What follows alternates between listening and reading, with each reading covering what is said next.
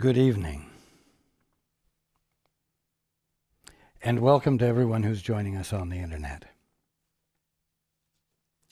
Before we begin, let's all get on the same page.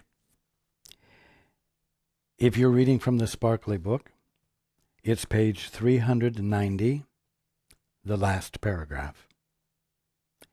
If you're reading from the second edition, it's page 342, paragraph 5. And if you're reading from the first edition, it's page 318, the first full paragraph. If you're in the JCIM, it's page 164, the third paragraph. And if you're reading from the CIMS edition, it's page 328, paragraph 47.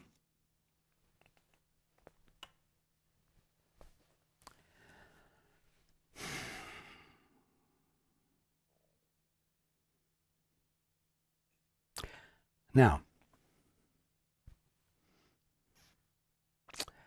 what's the fastest way to lose your joy? Actually, what's the only way to lose your joy? It's simple. Enter into a special relationship. Now, we've been talking for quite a long time about special relationships. But to express a definition of it simply, it is a relationship in which the participants are unconscious of who they are. Participants who have forgotten that they are the sons and daughters of God, who have forgotten that their very being and everything about them is divine. And they think they are who they've been taught they are. The body they appear to be, the organism in a scheme of things on a planet.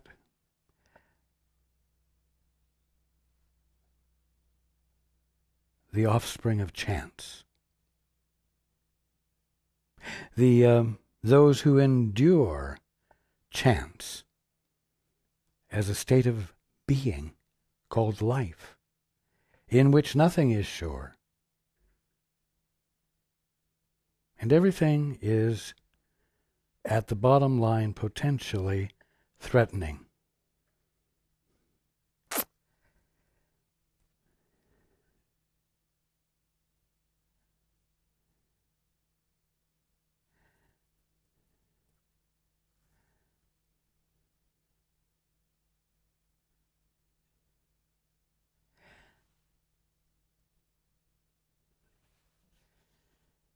I'm going to go into the book.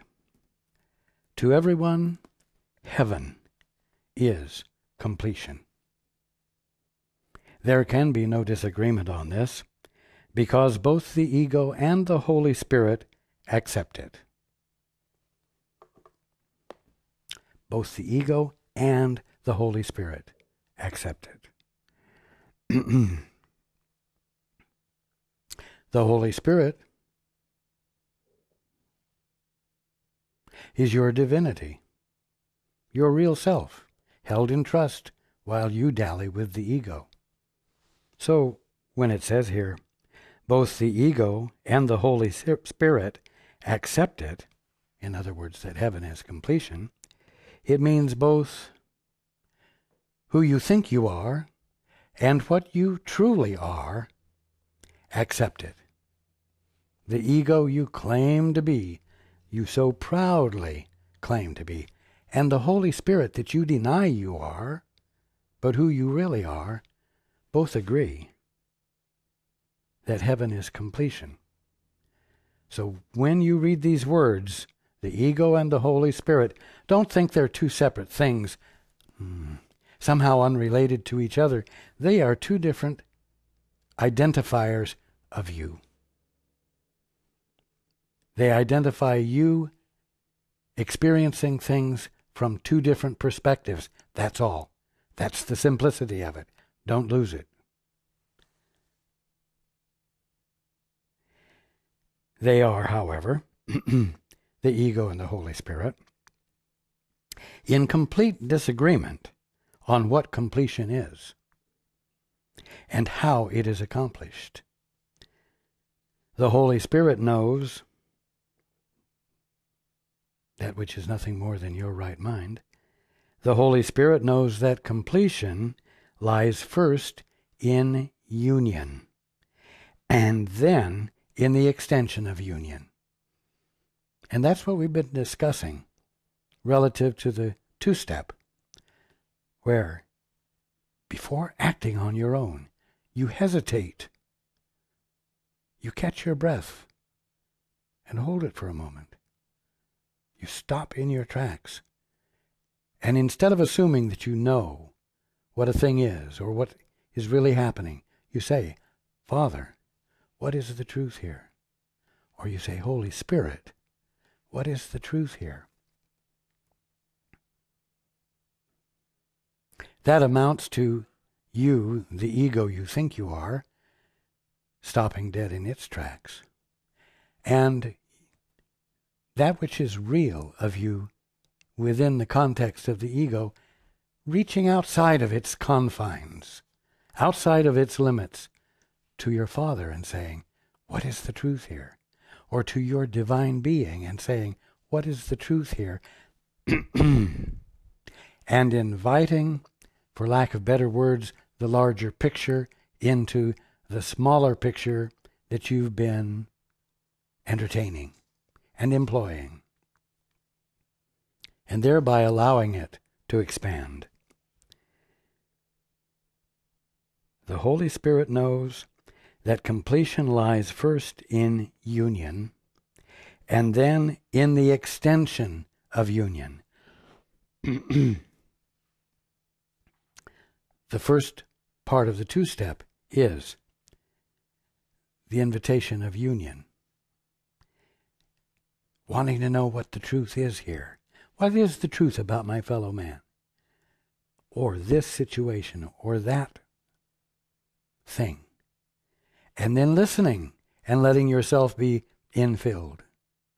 And then, upon the infilling, upon the inspiration, finding yourself automatically embracing that thing, or that one, or that circumstance, with the new perspective, extending the union, you see?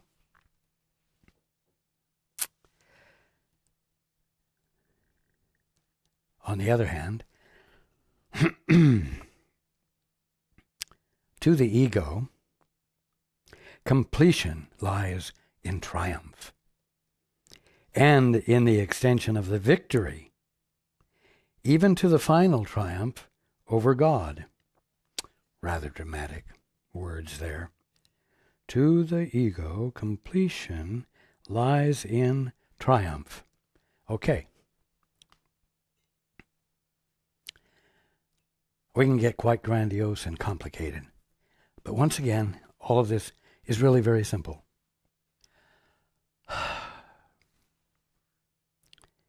Completion lies in triumph to the ego. What is the triumph? Is it triumph over your fellow man? Is it triumph over the situation? Is it triumph over adverse circumstances? No. The triumph here is the false sense of independence that arises after one says, Father, I want to see things my own way. Father, I want to define things my own way. Father, I want a divorce from you, from your perspective. That act is all the triumph that can possibly be mustered up by any intent whatsoever, embraced by anything whatsoever in all of God's creation. And it can't actually be accomplished. But one of the sons of God said, I'd rather do it my way. I would like to experiment with being the authorizer, with expressing the authority that makes things happen. After all, I am the Son of God. I have the capacity. And we've talked about this before. This is nothing new. So to the ego, completion lies in triumph. In other words, in arriving at a point where that son of God or daughter of God who wants a divorce is able to convince himself or herself that such a divorce has occurred and that this son or daughter of God is now on his or her own. That's the triumph.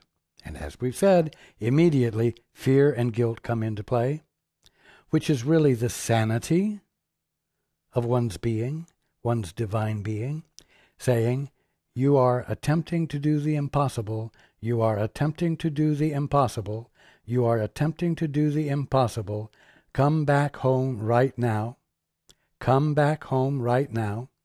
Don't waste your time attempting to do the impossible. Don't waste your time attempting to do the impossible. And this monotonous message irritates and causes unease. And it's called guilt and it's called fear. But what happens? That guilt and fear become the engine that drives this son or daughter of God who's attempting to be on his or her own to try even harder to establish the independence so that even the fear and the guilt disappear. And peace is experienced and actual autonomy is achieved. To the ego, completion lies in triumph and in the extension of the victory, in quotes, even to the final triumph over God. In other words, even to the point where the divorce is complete and peace has been established and that independent son or daughter of God is perfect, perfectly independent, happily independent. The fear and guilt, misconstrued, misused, serve to drive the insanity even deeper, so that one tries even harder to get away from home instead of accepting the message of guilt and fear that says, stop doing what you can't do. You're not going to be able to be comfortable while you're trying to do what you can't do. Come on home. Come back into your peace that's already yours. Be who you really are, so you can be real with each other.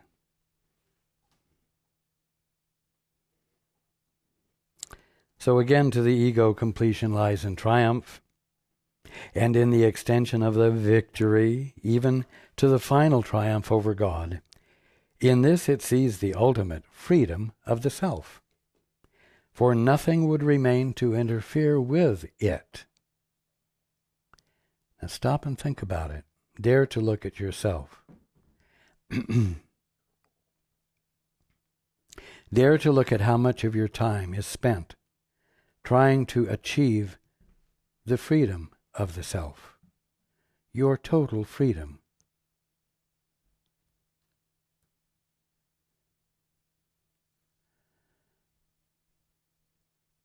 Then consider, when you hear me say, to do the two-step and be willing to abandon your autonomy and independence and rejoin with your Father so that you might remember who you are, so that you might come back into your right mind, and your divinity won't be held in trust any longer and identified as the Holy Spirit. Notice whether or not you willingly and enthusiastically embrace that.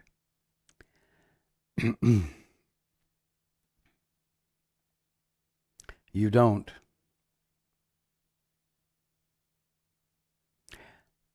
because it seems to be hollow. It seems to be empty of the vitality of existence that it's your birthright to be experiencing. Ultimate freedom of the self. It sees the ultimate freedom of the self, for nothing would remain to interfere with it. This is its idea of heaven. This is the ego's idea of heaven. To be absolutely, successfully independent, perfectly at peace, free of guilt and fear. That is its idea of heaven.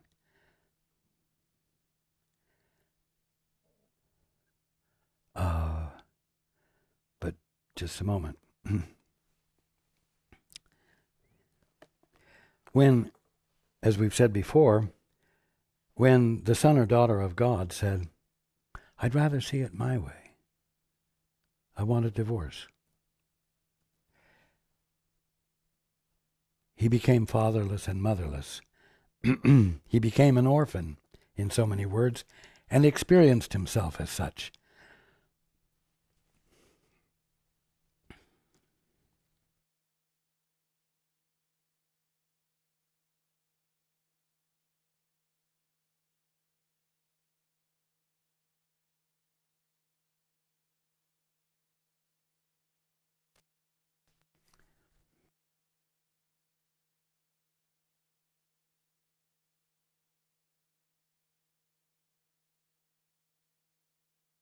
So the kingdom of heaven, in which, as I said before, my Father has many mansions, the mansions in the kingdom of heaven began to look like dormitories in an orphanage.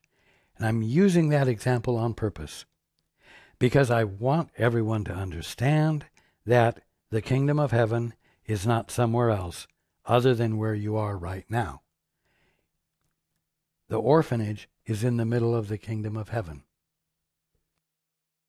Years ago, I used to share that all of you are right smack dab in the middle of the kingdom. You're on a grassy knoll in the middle of the kingdom of heaven with your eyes all squinched up saying, "I cannot see the perfection." Okay. My point is that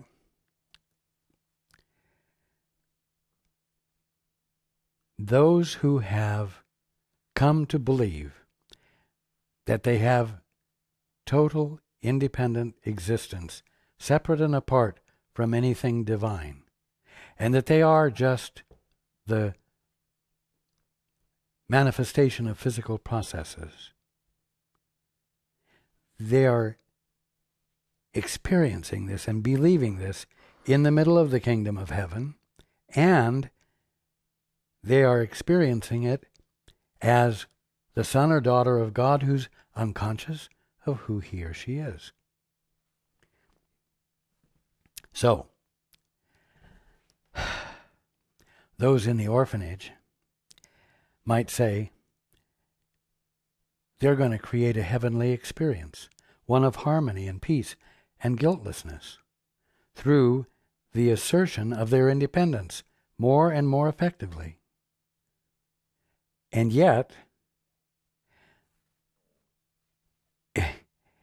it's just going to be another interpretation of the orphanage.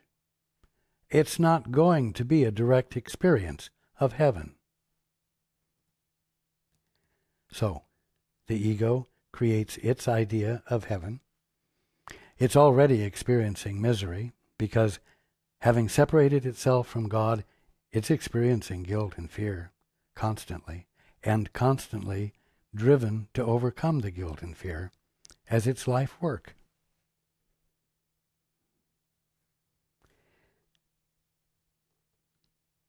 So,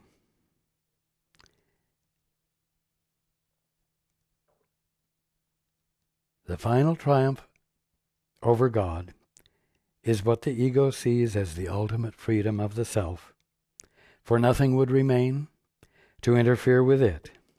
This is its idea of heaven. right there in the orphanage.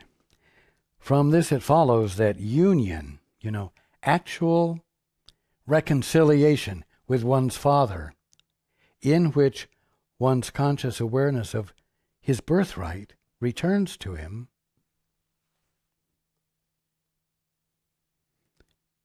it follows that union, which is a condition in which the ego cannot interfere, must be hell. You see, it gets turned around 180 degrees out of sync. And that's why there isn't a mad rush to do the two-step,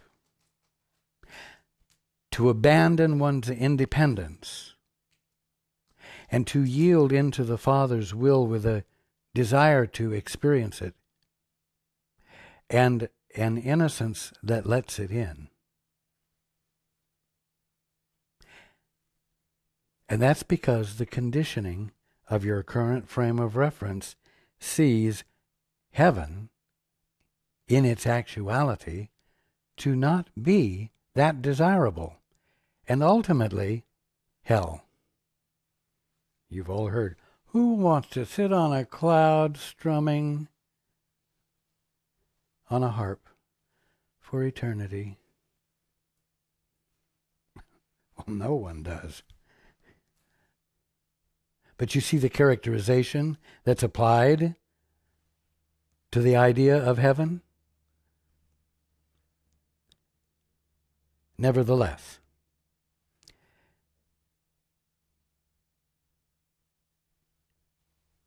it is essential to come to the realization that a special relationship is not only impractical, it is debilitating, it is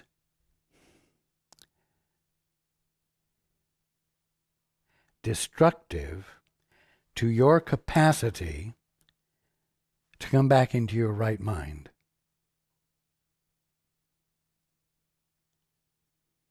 To experience what love truly means. So that not only do you wish to see the evidence of love, you wish to be the evidence of love, and you do nothing to block that manifestation in you.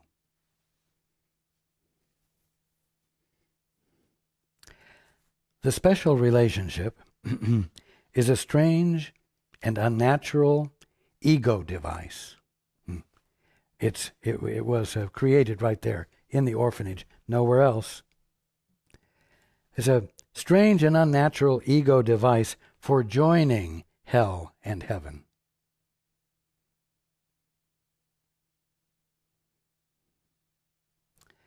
It's taking heaven, which everything actually is,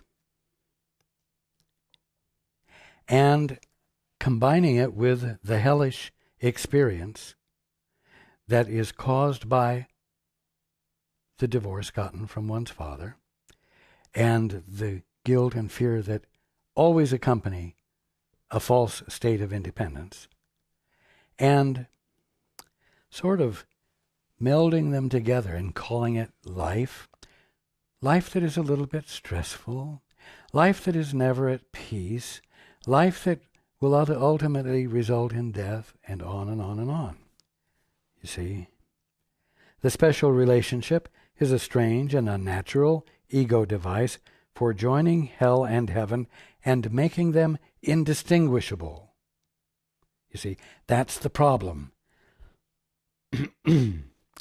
That's the reason there is no strong urge to come back home, no strong urge to explore the meaning of heaven in its actuality.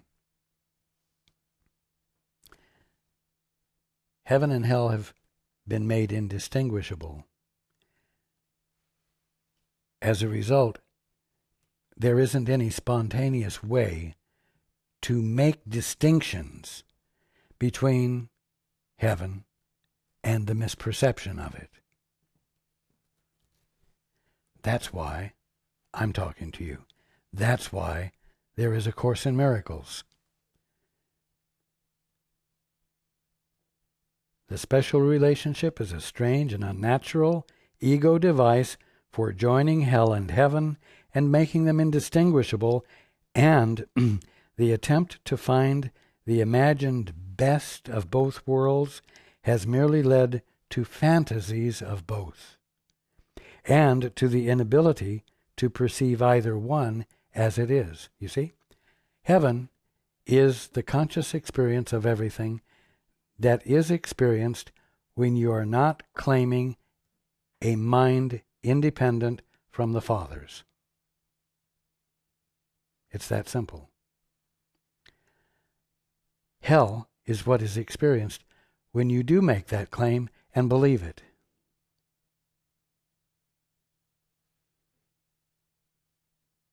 Doesn't change the fact that it's all heaven.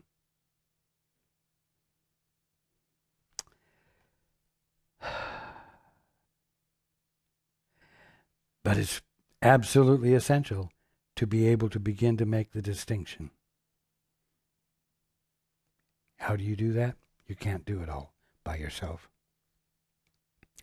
The only way you can do it is to do the two-step, is to stop your confident, authoritative thought processes and say to yourself, on the chance that maybe there's more to things than what I'm seeing and what I'm believing, I'm going to reach outside of my rational thought processes, and I'm going to ask something beyond them. In case there is something beyond them, what is the truth here? I guess you could say, I'm going to say a prayer, because I'm going to reach outside of my current sense of my capacity and capabilities. And then I'm going to genuinely listen. I am really going to let there be the time and the conditions for an answer to register with me. You can dare to do this because I am suggesting to you to do it. I am providing a way to make a distinction because I know of the distinction and I experience the distinction. And as your elder brother, I'm here to share it with you so that you might practice that which uncovers the distinction, so that you may make a choice and no longer experience heaven as hell, or as a state of existence in which heaven and hell are so blended in a somewhat tolerable way that you're willing to live your life without reaching beyond it or challenging it or calling its bluff.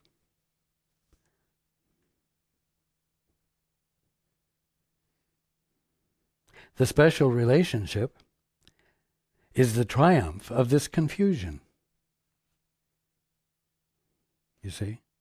The special relationship is actually all of the relationships going on in the orphanage, which is another way of saying it's all of the relationships going on in the middle of the kingdom of heaven, where a group of the sons and daughters of God are believing a very highly stylized and partial definition of the kingdom of heaven, and believing that their stylized definition is the totality of it, when it's not.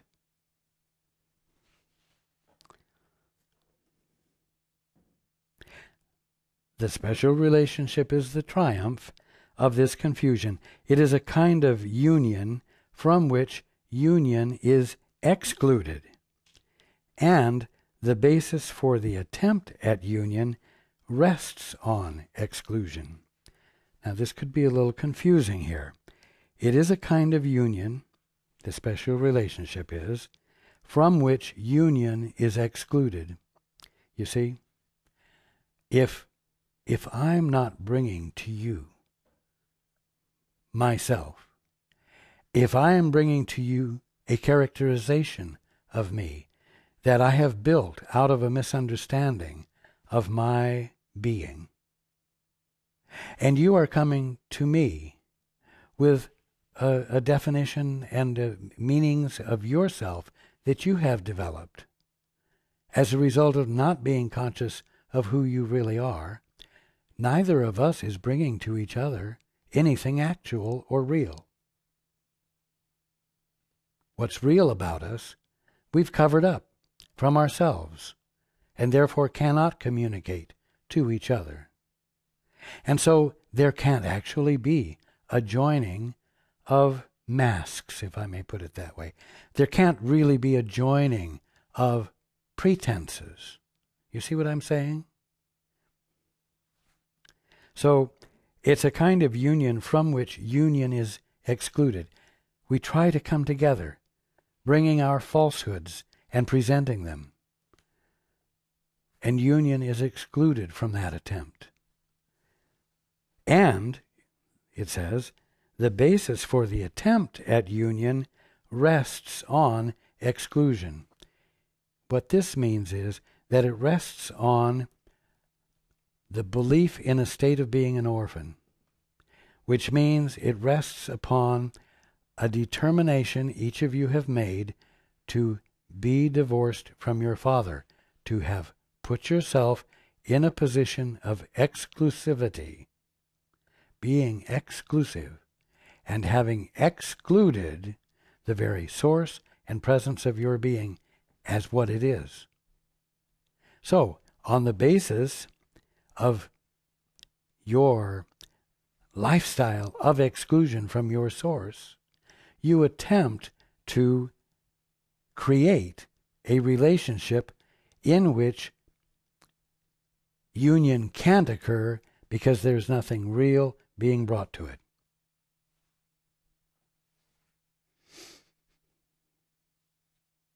Be with that.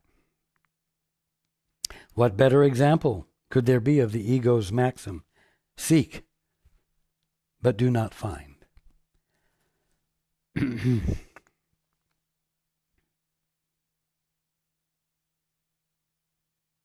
Most curious of all is the concept of the self which the ego fosters in the special relationship.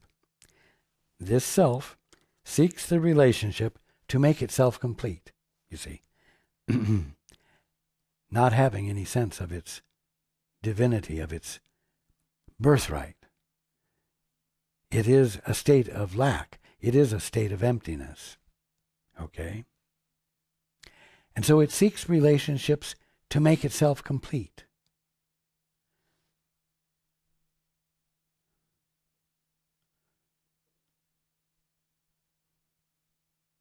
I'm looking for my other half.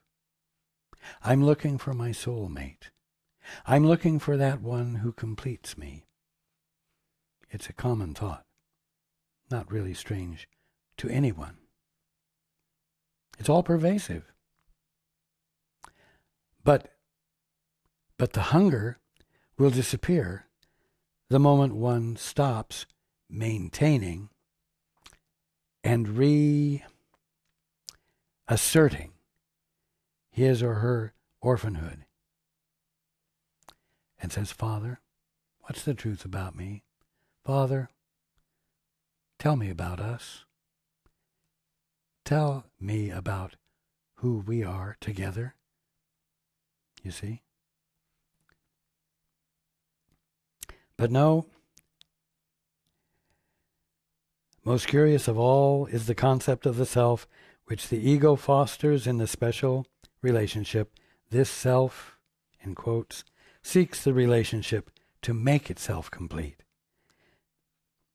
Yet, when it finds the special relationship in which it thinks it can accomplish this, it gives itself away and tries to trade itself for the self of another.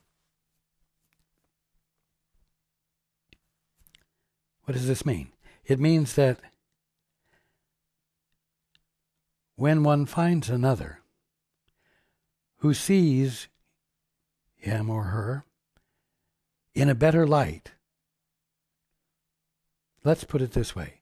If I meet someone who has a better sense of me than I have of myself, I will glom on to that. I will try to capitalize on that because it makes me better than I think I am. And so I will borrow or take that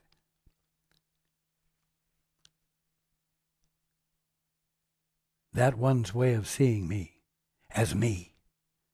And I will embody it, you see. I will give up the one I thought I was, the one I've developed so carefully, because there's great potential in this for me. There's a great deal I can get. And I'm thinking here in terms of life partners and so on, or even employers.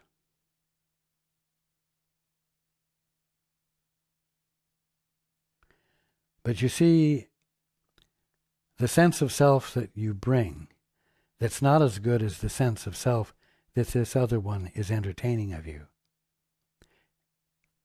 does not reflect the divine one that you are. And unless this other one with a better concept of you is looking at you through God's eyes, his or her concept is not any better than yours, because it's still based upon the orphanhood mentality.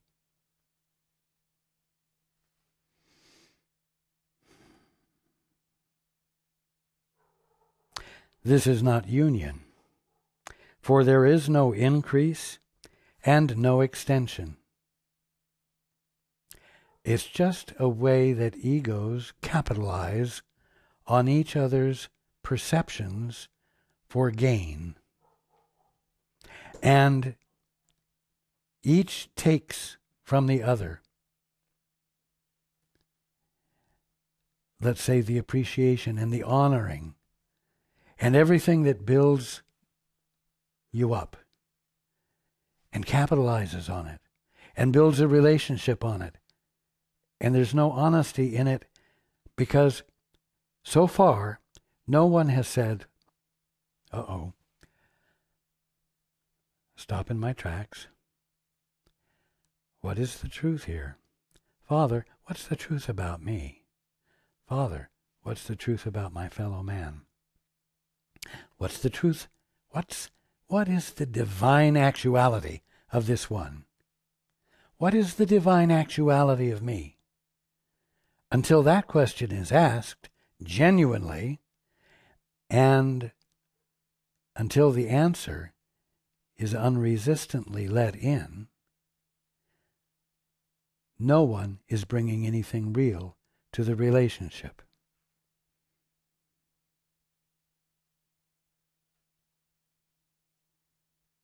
This is not union again. For there is no increase and no extension. Each partner tries to sacrifice the self he does not want for one he thinks he would prefer. It's like being a chameleon, and you put on a different face with a different person depending upon what you can capitalize on to get yourself ahead in that involvement, in that relationship, you see? Each partner tries to sacrifice the self he does not want for one he thinks he would prefer, and he feels guilty for the sin of taking and of giving nothing of value in return. For how much value can he place upon a self that he would give away to get a better one? Now,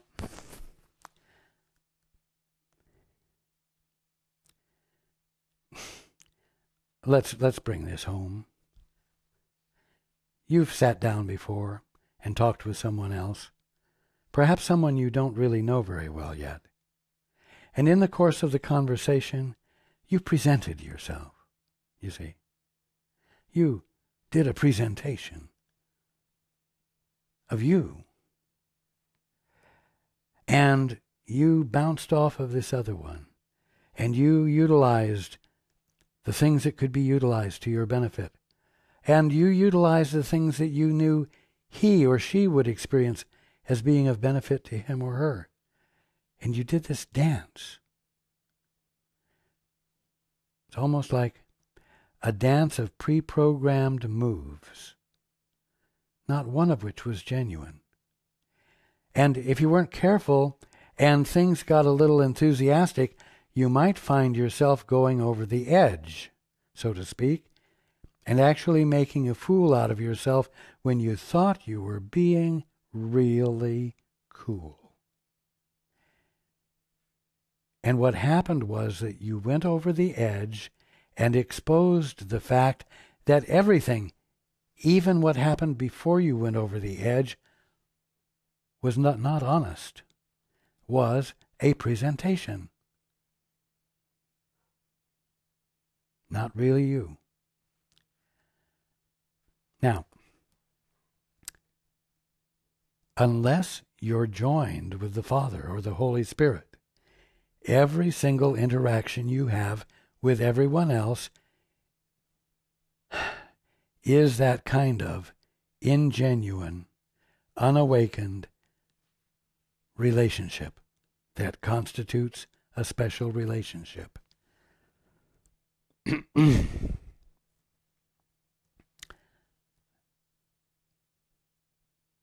Don't let that discourage you. That's not bad news. It's the practical thing to know so that you become aware that there's another choice you can make. And the benefit of it is to promote your making the choice.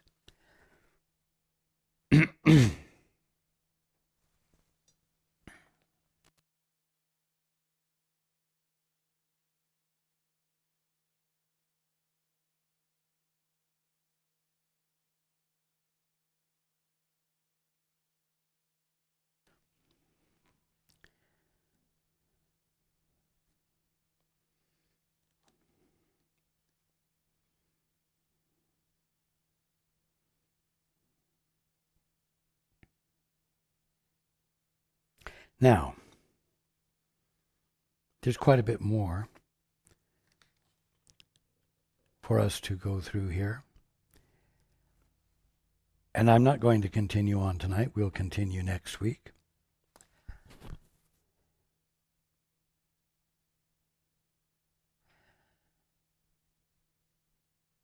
I am hoping that it's becoming clear that there is a way for you to be real, and there is a you that is real, and it's your birthright to be experiencing it. And the best way for you to experience it is to wish or to desire in your moment of hesitation instead of plowing ahead with your confidences. To ask, to desire to know how to be in this situation or in this relationship from a level of knowing, an internal, solid, deep experience of knowing the divine truth about your brother or about the situation and about yourself. But I will tell you something. If you desire to know the truth about your brother with utter sincerity, the answer about him will reveal the truth about you as well, in a way that you will not be able to deny, in a way that you will be able to incorporate and embody.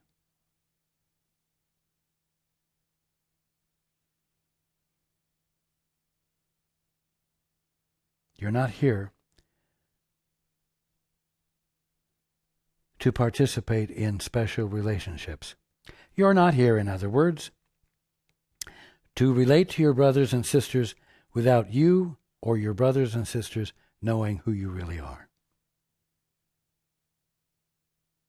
And the hell that constitutes is not your birthright to be experiencing, because it's all going on in the middle of the kingdom of heaven, and it's all going on between sons and daughters of God, that you're going to have to get up enough gumption to push for the experience of by giving your attention to it relentlessly. let it be worthwhile to you to relentlessly desire to have the experience of the Son of God or the daughter of God in the woman or the man standing across from you. And I tell you that if you let that happen, you'll find yourself uncovered as well in your divinity. And that's what this is all about. A Course in Miracles is not worth anything if it doesn't bring about this shift of perception.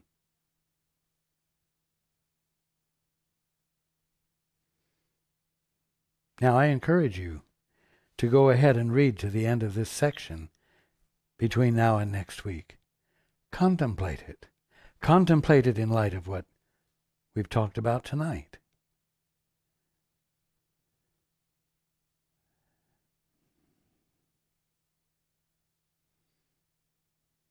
I love you. I will be with you. I will be encouraging you to contemplate these things. I will encourage you to be innocent enough, to be defenseless enough to let the truth in. Not ideas of truth, not strings of words that you can blab, but an actual experience that changes you and contributes to your brother's healing. I look forward to being with you next week.